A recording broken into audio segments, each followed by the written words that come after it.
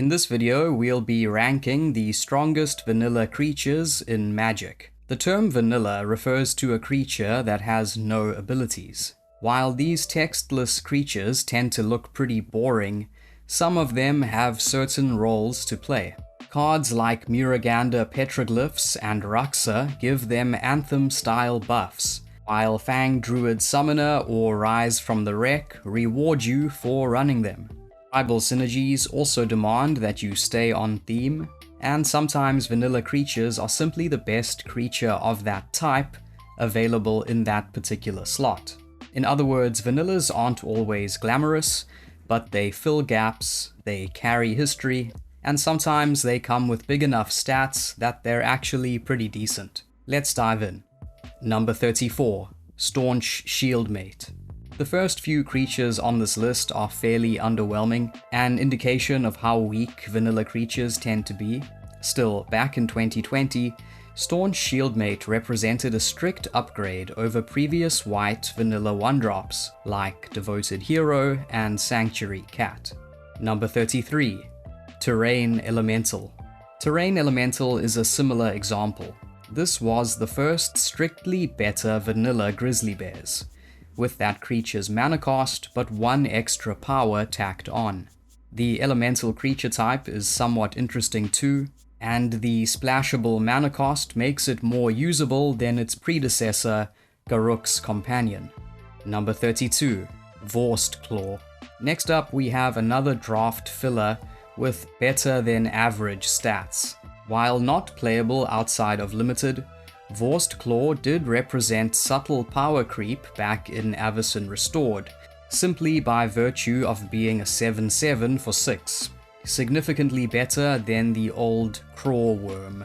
Number 31, Kyoshi Warrior Guard. At number 31, we have a creature from the upcoming set Avatar: The Last Airbender Eternal. Again, it's nothing to write home about, but it is the first vanilla 2/3 for a cost of 1 generic and 1 white. This makes it a more splashable improvement over Magic 2012's Armored Warhorse. Number 30, Merfolk of the Pearl Trident. Number 30 is a humble common from all the way back to Alpha. A 1/1 for 1 mana with no abilities looks pitiful today, and honestly it wasn't great even back then. However, Merfolk of the Pearl Trident was solid in its time simply because it was a merfolk. For instance, in 2001, this card appeared in Tier 1 standard decks, and even some early modern merfolk decks ran it. Number 29, Grizzled Leotau. A 2-mana 1/5 is a decent wall, able to stave off damage and prevent X1s from attacking with impunity. Back in 2009, it even saw some standard play. Number 28, Fresh Volunteers. Like Merfolk of the Pearl Trident, Fresh Volunteers is a card that's only decent because of its creature type. It's a rebel, meaning it had a role to play during Mercadian Mask's standard and block constructed. The rebel mechanic allowed you to tutor other rebels straight onto the battlefield, creating an engine of relentless card advantage. Because it was tutorable, the Volunteers became an essential piece of block and standard rebel decks, some of which were so strong that Lin Civi Defiant Hero had to be banned. Number 27, Icehide Golem. Icehide Golem is a hyper-efficient 1-drop from Modern Horizons. The catch is that it requires snow mana. Too bad it's an uncommon. It might have made for a fun aggro snow deck in Pauper. Number 26, Aegis Turtle. Ikoria was a set overflowing with big creatures, a theme that extended all the way down to commons like Aegis Turtle, a 0/5 for 1 blue. It dethrones Kraken Hatchling as the best do-nothing but block card at that slot. It may not be exciting at first glance, but 5 toughness for 1 mana is basically unprecedented. The turtle was reprinted in Foundations and has even seen some fringe standard play over the last year. Number 25, Metallic Sliver. Yet another vanilla creature with huge tribal synergy. Slivers are a hive mind tribe where every member lends their abilities to the rest. While Metallic Sliver doesn't contribute anything on its own, it's a cheap body that can still absorb buffs from your other slivers, making it a handy artifact filler in multicolor builds. Being colorless means it can hit the battlefield on turn 1 no matter your draw, and once the other slivers start spreading their abilities, this little artifact becomes much more. Not for nothing, Metallic Sliver has still been showing up in competitive Pauper Slivers decks as recently as late 2024. Number 24. Indomitable Ancients. Lorwyn's treefolk were all about beefy toughness, none more so than this one. This creature has strong synergy with Doran the Siege Tower, and is also a solid defensive machine on its own, one of the most resilient blockers ever printed. Number 23. Fusion Elemental. Alara was a multicolor themed block, and Fusion Elemental is a thematic representation of the shards chaotically coming together. Back then, 5 mana for an 8/8 was impressive stuff, though the Elemental is severely hamstrung by its demanding cost. That said, it did synergize well with Smoke Braider during that standard. In more recent times, the Elemental has found a home in certain 5-color commander decks. Number 22. Wizardrix. Among the most famous vanilla creatures of all time, Wizardrix was an incredibly pushed blue creature for its day. The ridiculous art and goofy flavor text further amplified its appeal. Number 21. Savannah Lions. The archetypal white 1-drop. Once upon a time, this cat was the epitome of efficiency. 2 power for a single white mana, back when creatures were notoriously weak compared to spells. Though now printed at uncommon or even common, it was once a formidable rare.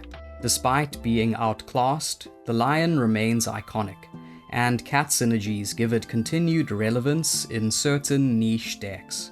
Number 20. Warship Scout. As far as I know, Warship Scout from the upcoming Avatar Commander set is the only red vanilla 2/1 for 1.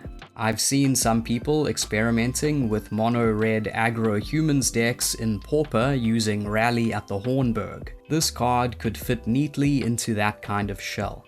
Number 19. Expedition Envoy. Expedition Envoy is mechanically identical to Savannah Lions, but its creature types, human and ally, make all the difference, giving it a role in tribal strategies. Number 18. Elite Vanguard. Like Expedition Envoy, Elite Vanguard is another functional Savannah Lions. This one brings the human and soldier tags, making it a natural inclusion in decks leaning on either of those tribes. It saw some play in Standard, as well as in Pauper Soldiers decks. Number 17. Sundial, Dawn Tyrant. Aetherdrift partially took place on the plane of Muraganda, which is known for its vanilla creatures. For this reason, the set included a cycle of vanilla legends with strong stats for their mana costs. First up is Sundial, a 2-mana white 3/3. Being an artifact gives it some more synergies, while also making it more killable. Number 16. Colonian Tusker. Speaking of 3/3s for 2, back in 2013, Colonian Tusker was a big deal. The mana cost is restrictive, but it slotted perfectly into mono-green stompy decks and green devotion strategies. It saw competitive standard play, and even had some fringe success in modern. Number 15. Leatherback Baloth. Leatherback Baloth played a similar role to Colonian Tusker. It was the go-to 3-drop in mono-green stompy until Steel Leaf Champion eclipsed it. At the time, its stats were impressive. 3 green mana gave you a 4/5 body, often landing on turn 2 thanks to Llanowar Elves or Arbor Elf. It was strong enough to see standard and modern play. Number 14. Terrion, World Tyrant. The green vanilla legend from Aetherdrift. Terrion is a slightly weaker but more splashable Gigantosaurus, and its dinosaur creature type lends itself to niche commander use. Number 13. Woolly Thoktar. Woolly Thoktar is a very clean design. In Shards of Alara, Naya was all about creatures with power 5 or more, so this beast is on theme in terms of both stats and mana cost. Back in 2008, the Thoktar genuinely shocked players. A 3-color 5/4 with no text box was basically unheard of, but Naya decks in Standard and Extended had the mana to make it work, thanks to fetches, tri-lands, and Noble Hierarch. Slamming a 5/4 on turn 2 or 3 was no joke back then. Number 12. Tyrox, Saurid Tyrant. Another Ether Drift legend. Tyrox is everything Red loves. Aggressively costed, big stats, and no drawback, though his single point of toughness makes him very killable. He's also notable for turning on Ferocious. Number 11. Yargle, Glutton of Urborg. Few cards have been memed harder than Yargle. With 9 power on a 5-drop, it actually has a few gameplay applications, like one-shotting with Tainted Strike, but Yargle is still mostly adored for its absurdity. The character even earned his own secret lair. Number 10. Quake Strider Ceratops. Not quite on the level of Gigantosaurus, but still a titanic green fatty. Pair it with lifelink or fling effects, and you've got a dinosaur that earns its spot. Number 9. Kaelorna, Coral Tyrant. A 2-mana creature boasting 8 toughness is not too shabby. Kaelorna slots naturally into Arcades-style EDH decks where toughness matters, delivering absurd efficiency. Number 8. Watchwolf. When Watchwolf debuted back in the original Ravnica, a green and white 3/3 for just 2 mana was revolutionary. The card helped inspire the Zoo archetype in multiple formats. These were aggro decks filled with efficient creatures in green, red, and white. That said, Watchwolf hasn't been competitive in many years, and with today's power creep, you'd never sleeve it up over the many creatures that offer extra abilities for the same cost. Number 7. Calaxion, Hunger Tyrant. Calaxion is the most intriguing of Ether Drift's vanilla legends. 3 mana for a 7/2 is odd, but can be relevant in certain situations. He can kill a player in 3 hits, and is a real problem if given first strike. Number 6. Gigantosaurus. The name says it all. A comically large vanilla dino that requires quintuple green. While the color intensity is restrictive, in stompy decks or devotion strategies it provides both an enormous body and a huge devotion boost. Nevertheless, the card feels like a bit of a backhanded compliment to green, implying that a deck sticking to mono green is such a big drawback that it easily justifies having access to 10/10s for 5 mana. Number 5. Isamaru, Hound of Konda. A 1-mana 2/2 legendary creature might not sound exciting now, but back in Kamigawa block, Isamaru was one of the best white 1-drops ever printed. By making it legendary, Wizards found a way to balance its slightly pushed stats, while also playing into the set's legendary theme. It's a very clever design, where the flavor and function complement each other perfectly. Isamaru saw play in block, standard, and extended aggro decks, including Zoo, and even popped up in Legacy. More recently, it's enjoyed new life in EDH thanks to Yoshimaru Ever Faithful. Number 4. Kobolds of Kur Keep. At 4th place, we have Kobolds of Kur Keep, as well as its mechanical doppelgangers, Crimson Kobolds and Crookshank Kobolds. These were Magic's very first 0-mana creatures, and being free meant they served a role in certain combo decks. Plus, there are only 14 Kobolds in Magic, so if you're building around Rogar, these little red nuisances are unavoidable. Number 3. Phyrexian Walker. Another 0-drop creature. Phyrexian Walker also had applications in combo decks.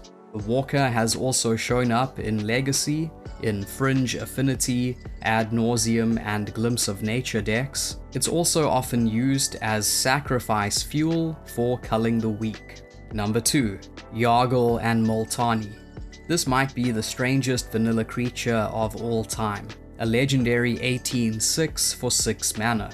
Yargle and Multani has the greatest power of any creature in the game. This means he can easily threaten to one-shot your opponents. His whopping power also interacts nicely with cards like Greater Good and Kragenwick Cremator, meaning that the legend has seen some competitive modern play. Number 1. Memnite. Memnite easily claims the top spot on this list. When it first came out, a 1/1 for 0 was exciting stuff, practically towering over kobolds and ornithopters. It saw a ton of standard play. Decks built around Tempered Steel and Steel Overseer love having free bodies to pump, and it also chips in for affinity and metalcraft requirements. It saw some fringe legacy play after that, but truly shines in Modern, where it frequently appears in affinity decks and Convoke style strategies, as well as occasionally in Hammer Time. It synergizes very well with Springleaf Drum, for example. Even the bizarre aggro deck in Vintage runs Memnite. Memnite has also seen use in combo decks, pairing well with the likes of Ashnod's Altar, Nim Deathmantle, and Samwise the Stout-Hearted. That's all for today. Until next time, thanks for watching. If you enjoyed this video, please like, subscribe, and consider joining my Patreon.